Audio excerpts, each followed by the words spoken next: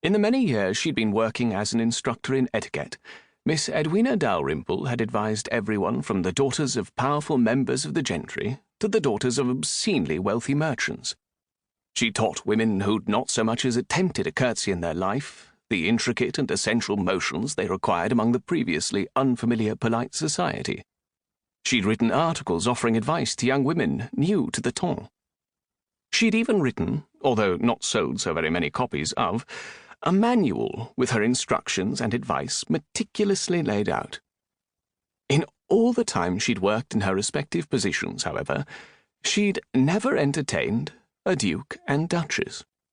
Though, in fairness, there wasn't an overabundance of those highest of peers below a prince. Even if there had been, however, they'd certainly never sought to enlist her services. Or they hadn't before now. At that very moment, the Duke and Duchess of Bentley stared across Edwina's modest chestnut table. Etched upon their faces were matched expressions of austere confidence and regal power. It was a skill they'd likely perfected in their respective nurseries, and one Edwina had schooled countless students on.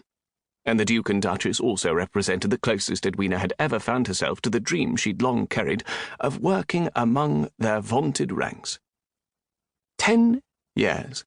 It had been 10 years nearly to the date that she'd secured herself references that would set her on a course to be the most sought-after and, more importantly, most respected governess.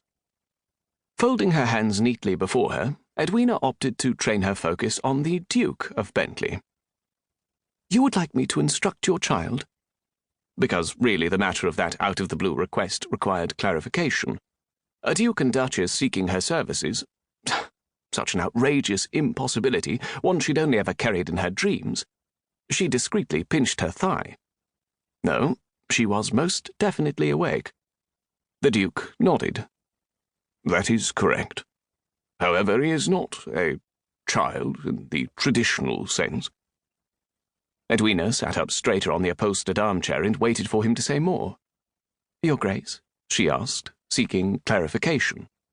The Duchess silenced her husband with a single look, the manner of which Edwina had used sparingly and only with her most recalcitrant charges in order to preserve its effectiveness. And, wonder of wonders, it appeared even dukes could be tamed. The just greying gentleman adjusted his cravat and sat back in the sofa he occupied alongside his wife. For the first time since they'd arrived, and the Duke had stated his intentions to hire Edwina, the Duchess took command of the meeting. "We've come to enlist your services, Miss Dalrymple," her Grace intoned, "and I gather from your response you are wondering why we've requested you specifically." The gentleness in the Duchess's tone kept that question from being an insult. The Duke frowned at his wife.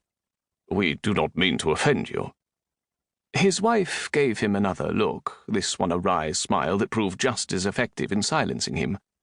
"By everything I've read to you about her, the woman is clever enough to know. She knows that we're aware she's never had a patron among the peerage."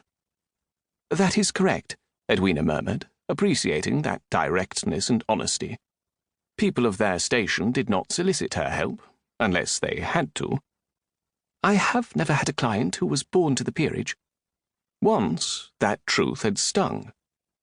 Edwina, however, in time and with her work, had come to appreciate her lot for what it was, outside the sphere of the ruling elite. Despite the fact she'd been working her way to establish a place among them from the start. As such, I must confess to some surprise and elation. Under her hem, Edwina danced her slippered feet about in a quiet, unseen celebration.